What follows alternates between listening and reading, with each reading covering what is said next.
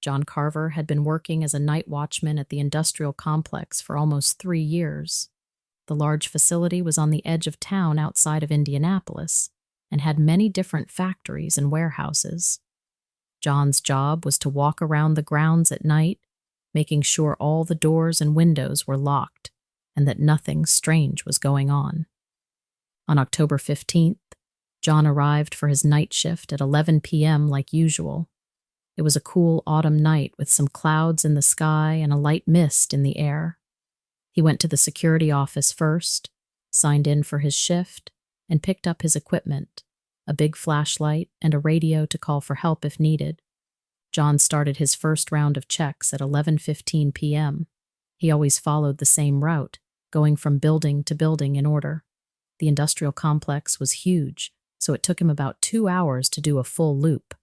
Everything seemed normal as he walked around, shining his flashlight here and there and testing door handles to make sure they were locked.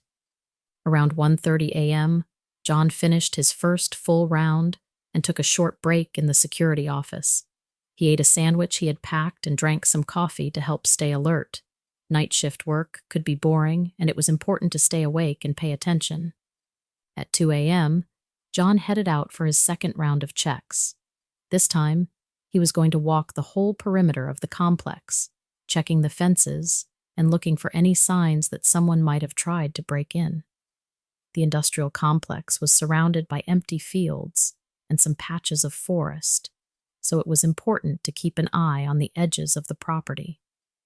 As John walked along the fence near the old storage yard, he noticed something odd. About 50 yards away, just past the fence in the field, he saw what looked like a person standing still. At first, he thought someone might be trying to sneak onto the property. "Hey," John called out, "this is private property. You need to leave right now." The figure didn't answer or move at all. John took a few steps closer and pointed his flashlight at it. When the light hit the shape, John realized something was very wrong. What he thought was a person was actually much taller than any normal human. It had to be over 7 feet tall. It was also incredibly skinny, with arms that seemed too long for its body. The head looked too small compared to how tall it was. John's heart started beating fast. He reached for his radio to call the main office for help, but when he pressed the button, he only heard static. The radio wasn't working. When John looked back up, the tall figure was gone. He turned in a circle, moving his flashlight beam all around, but he couldn't see it anywhere. John felt scared and totally confused. He decided to go back to the main office building where it was safe. As he walked quickly across the grounds, he kept feeling a strange sensation. Every few seconds, he would spin around, sure he was going to see the strange, tall thing right behind him. But each time he looked, there was nothing there. Just as John got to the door of the main building, he saw movement to his left. He turned and saw the tall, skinny figure standing about 20 feet away from him. The outside lights on the building let John see it more clearly now. Its skin was a pale, grayish color that seemed to move and change, almost like smoke that had turned solid. The scariest part was that it didn't have a face, where eyes and a mouth should be. There was just smooth, blank skin. John's hands were shaking as he tried to unlock the door. He kept glancing back at the figure, which was getting closer. It moved without making any sound at all. Finally, John got the door open. He ran inside and slammed it shut behind him. John ran to the security office and locked himself inside. He was breathing hard and his heart was pounding. After a few minutes, when he felt a little calmer, he made himself look at the TV screens that showed views from the outdoor security cameras. At first, John didn't see anything unusual on the screens. Then, on the camera that showed the front entrance, the tall figure appeared. It was standing completely still, facing the door. John watched, feeling terrified, as it slowly raised one of its impossibly long arms and put its hand against the glass of the door. For the rest of his shift, John stayed locked in the security office, watching the monitors. The strange figure stayed by the front door for hours. Sometimes it would move to look in through different windows of the building. As the sky started to get light before sunrise, John saw the figure walk across the parking lot and disappear into the trees at the edge of the property. When the morning shift workers arrived at 7 a.m., John tried to tell them what happened, but that didn't go over well. In fact, it went so badly that he quit his job that same day and never went back to the industrial complex. In the weeks after, John spent a lot of time trying to understand what he had seen that night. He looked to see if other people had similar experiences. He even contacted the local paranormal society, but he never found a good explanation for what he encountered.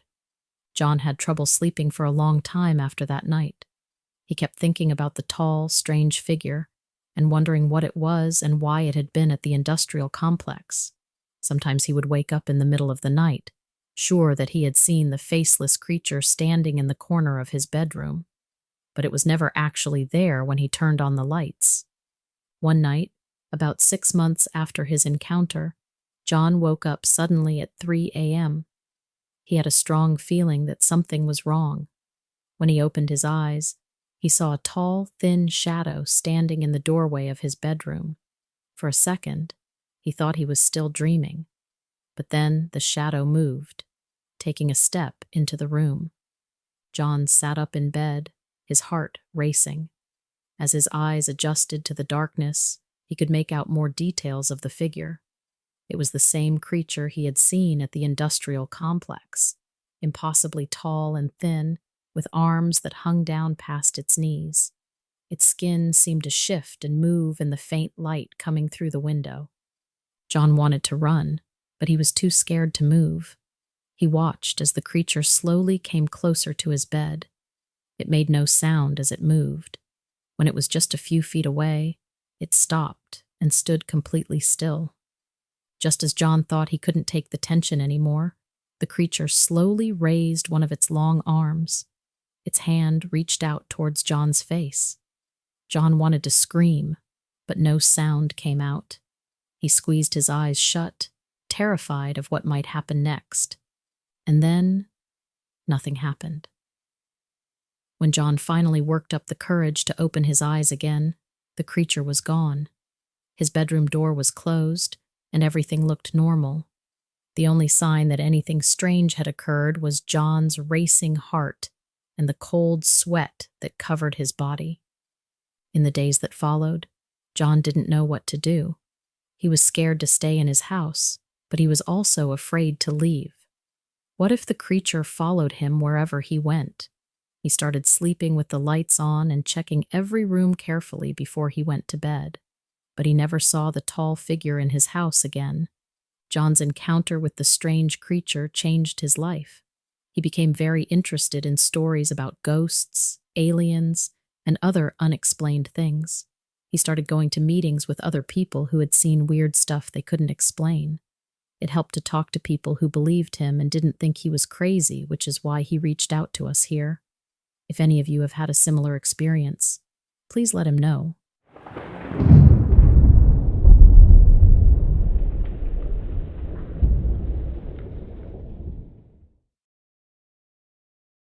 I've lived in rural Montana all my life. It's a place where you get to know everyone in your town, and you can count the number of houses on one hand. Growing up, I spent a lot of time outdoors, exploring the woods and fishing in the river. It was a pretty quiet place. Not much ever happened, or so I thought, until a few years back. I was about 27 at the time. My folks had unfortunately passed away a few years before in a car wreck, and I inherited their old farmhouse. The place was on the outskirts of a small town called Wisdom. It was an old, creaky house, but it was home. I spent a lot of my free time fixing it up, doing what I could to keep it from falling apart completely. One evening I was out chopping wood for the winter. It was late October, and the air had that crisp bite to it. The sun was setting, casting long shadows across the yard. As I was finishing up, I noticed something strange out in the distance. You know how you can spot something that's out of place in a spot of nature that you always look at? Well, it was like that. At first I thought it was a deer, but it moved too quickly and strangely for that. It darted through the trees, just on the edge of my property. I didn't think much of it at the time. Deer are common around here, to the point of being a nuisance. A few days later, I was working on my truck in the barn. It was about 9 p.m., pitch dark outside except for the single light bulb hanging from the rafters. I heard something.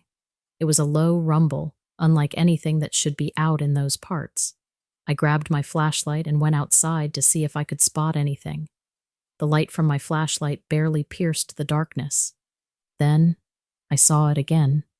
This time, it was standing at the edge of the woods, watching me. It was tall, maybe 7 or 8 feet, with broad shoulders and long, matted fur. Its eyes glowed a bright yellow in the darkness. I couldn't move for about 20 minutes after watching it walk off. The next night, I couldn't sleep. Around midnight, I decided to walk around the property, hoping to clear my head. Rusty, my old dog, followed me. The moon was full, casting a spooky image in my head like a horror movie. I walked down to the barn, and as I got closer, Rusty started growling. His hackles were raised, and he stood still, staring at something I couldn't see. Suddenly, there was a loud rustling in the bushes near the tree line. I pointed my flashlight in that direction and saw the creature again. This time, it was closer, maybe 30 feet away. It was even more terrifying up close. Its fur was thick and dark, its body muscular. It had the head of a wolf, but it stood on 2 legs like a man. Its eyes locked onto mine, and I felt a fear I've never known before. I slowly backed away, keeping my flashlight on it. Rusty was barking furiously, but he didn't move from my side. The creature didn't follow us. It just stood there, watching, as if it knew it could get me any time it wanted. When I finally made it back to the house, I locked all the doors and windows. I didn't even go to bed that night, just sat in the living room with my shotgun in my lap, waiting for the morning light. Over the next few weeks, I had more encounters with the creature. Sometimes I would hear its growl at night. Other times, I would catch glimpses of it through the trees. Rusty would bark and growl at seemingly nothing, his fur standing on end, but I knew what it was. I started to feel like I was being watched all the time. One night, things escalated. I was asleep in my room when I heard a loud crash outside. I jumped out of bed and grabbed my shotgun. I ran outside and saw that my barn door had been ripped off its hinges. Inside the barn, all my tools were scattered, and there were deep claw marks on the walls. Rusty was going crazy, barking and growling at the darkness. I decided enough was enough. I needed a plan, but couldn't think out there at the farmhouse. So I packed up a bag and drove into town. I stayed with a friend for a few days, trying to figure out what to do next. I told him about what had been happening, and he mentioned hearing similar stories over the years. He called it a dogman, some kind of werewolf-like creature that supposedly roams the woods. I didn't know what to think, but it was better than thinking I was losing my mind. Eventually, I went back to the farmhouse, but I never felt safe there again. I set up cameras around the property, hoping to catch something on tape, but I never did. The sightings stopped after a while, so I'm guessing the thing moved on. But I still hear stories from time to time about people seeing strange creatures in the woods. I don't know what it was that I saw, but I know it scared the hell out of me. Still does. Living out here, you hear all kinds of stories about strange things in the woods, but I never thought I'd be one of the people telling those stories. Now every time I step outside at night, I can't help but feel like something is going to pop out of the shadows. I've shared my story with a few people, but it usually doesn't go over well, and I end up not giving many details. I don't blame them. If I hadn't seen it with my own eyes, I wouldn't believe it either. Anyway, thank you for listening. Maybe one day we'll figure out what's really out there. Until then, I'll keep my shotgun close and my eyes open.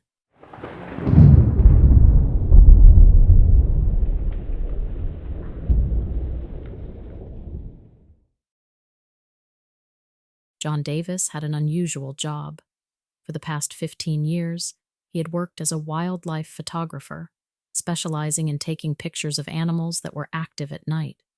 This meant John spent a lot of time alone in quiet, dark places, waiting patiently for the perfect shot. One crisp October evening, John packed up his gear for a trip into the forests of northern Michigan.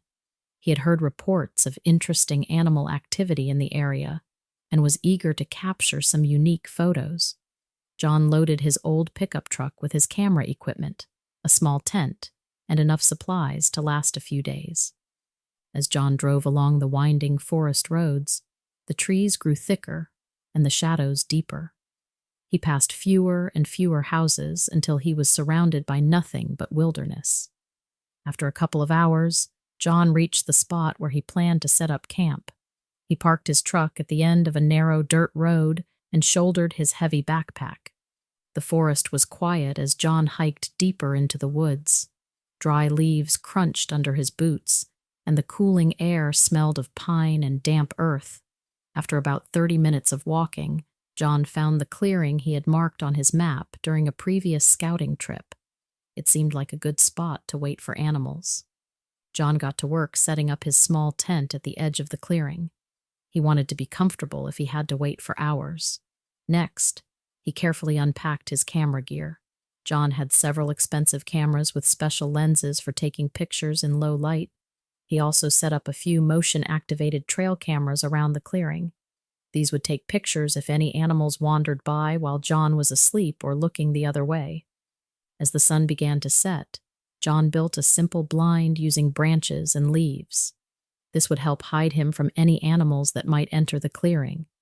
He made sure he could see clearly in all directions and that his camera was easy to reach. Darkness fell quickly in the thick forest. John settled into his blind, wrapped in warm layers against the chilly night air. He had a thermos of hot coffee and some snacks to help him stay awake.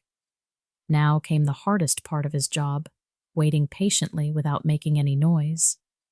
Hours passed slowly. John saw a few small animals, a raccoon nosing around for food, an owl swooping silently overhead. He took some pictures, but nothing too exciting. As the night grew later, John found himself fighting to stay awake. The forest was so quiet he could hear his own breathing. Just as John was considering taking a short nap, he heard a soft beep from one of his trail cameras. Something had triggered it. Instantly alert, John raised his camera and peered through the viewfinder. At first, he didn't see anything unusual in the dim moonlight filtering through the trees. Then, movement caught his eye. Something large was walking at the far edge of the clearing. John's hands tightened on his camera as he tried to make sense of what he was seeing. The shape was much bigger than a person, maybe 7 or 8 feet tall. It seemed to be covered in dark fur, with a strong, muscular body. John's breath nearly stopped when the creature turned slightly, revealing its head in profile. The head looked exactly like a wolf's, with a long snout and pointed ears. But this wasn't a normal wolf. It was standing upright on 2 legs, walking like a person. For a moment, John wondered if he had fallen asleep and was dreaming. He blinked hard and looked again. The wolf-like creature was still there, now sniffing the air as if it had caught an interesting scent. With shaking hands, John began taking pictures. He tried to be as quiet as possible, but in the silent forest, each click of the camera shutter sounded far too loud. The creature's head swiveled toward John, its eyes reflecting yellow in the faint light. John felt a wave of fear as he realized the thing was looking right at him. Neither John nor the creature moved for what felt like a very long time. John could hear his heart pounding in his ears. He wondered if the strange animal could hear it too. He wanted to run away, but he was too scared to move. What if sudden movement made the creature attack? Just when John thought he couldn't stand the tension any longer, the wolf thing dropped to all fours. It moved incredibly fast, loping across the clearing and disappearing into the thick bushes on the other side. The whole encounter had lasted only a few minutes, but to John, it felt much longer. John stayed frozen in his hiding spot for a long time after the creature vanished. Every little sound made him jump. Eventually, when nothing else happened, John slowly emerged from his blind on shaky legs. He quickly gathered the memory cards from his trail cameras, not wanting to leave behind any evidence of what he'd seen. As he packed up his gear, John kept looking over his shoulder, half expecting the wolf creature to come back. He left his tent behind, too anxious to take the time to pack it up properly. All he wanted was to get back to his truck and drive far away from these woods. The hike back seemed to take much longer than it had earlier. Every shadow looked like a threat, and John flinched at every snapping twig. When he finally reached his truck, he threw his backpack in the passenger seat and locked the doors. It wasn't until he had driven several miles down the forest road that John started to relax a little. As he drove home in the early morning light, John tried to make sense of what he had seen. He knew most people wouldn't believe him if he told them about a wolf that could walk like a person. They would think he was lying, or that he had seen a bear and gotten confused in the dark. Over the next few days, John carefully went through all of his photos and video footage. Many of the images were blurry or partly hidden by trees, but a few shots clearly showed an animal unlike anything John had ever seen before. He stared at these photos for hours, still not quite able to believe what he was seeing. John wasn't sure what to do with his evidence. Should he show it to scientists? Would anyone believe him? As he debated what to do next, John couldn't stop thinking about that night in the forest. He wondered if there were other strange creatures out there that people didn't know about. What else might be hiding in the dark, quiet corners of the world?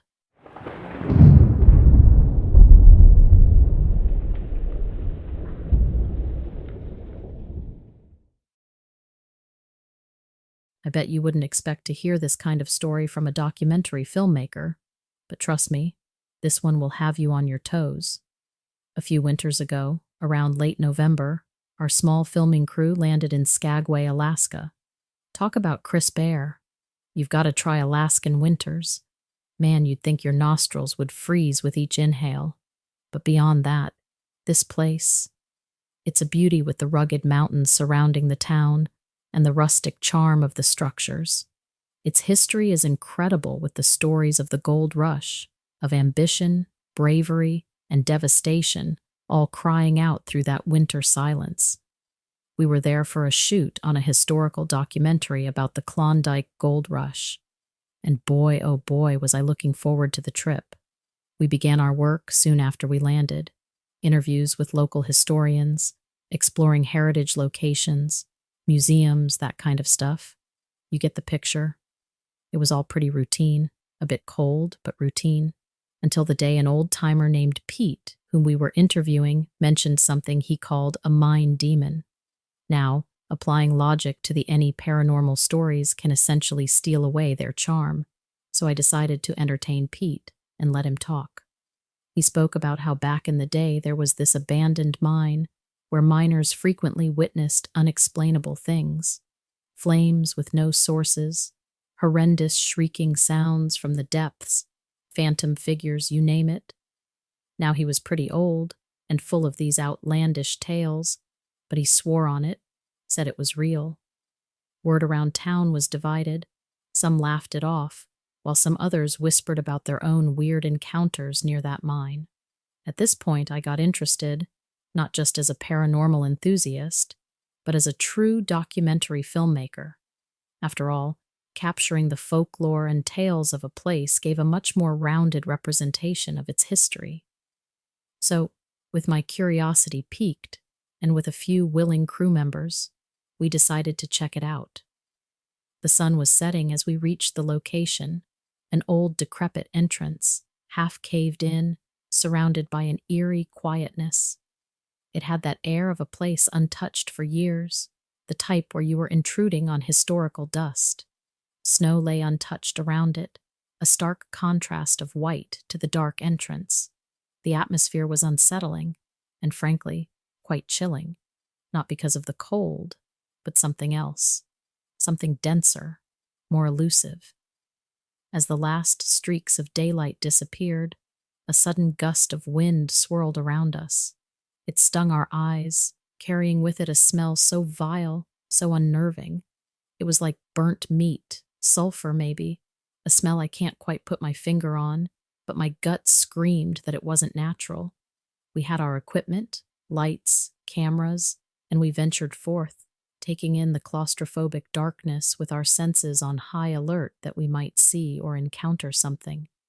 The stillness was deafening, a silence that only abandoned places have. Something was off, but we pressed on as our excitement pushed us deeper into the mine. As we moved further in, the air grew denser, the smell stronger. It smelled like the worst kind of fear, putrid yet freezing. And that's when we heard this strange sound, a low growl, or was it a laugh? It echoed off the cavernous walls, a sound that seemed to be layered with an array of whispers, laughs, screams, sobs, and threats. It was chilling, to say the least. Sure, it sounds like cliché horror movie stuff, but it wasn't, because in that moment, something shifted. The semi-peaceful eeriness of being in a place with history suddenly morphed into this tightening dread that surrounded us. Our lights began to flicker, and we heard what sounded like whispers. It wasn't clear, almost like someone was speaking in multiple tones layered together, creating this cacophony of sounds that echoed off the walls. And then we saw it. Well, not it exactly. We saw a shadow, a huge one. It was standing, or rather looming in the distance.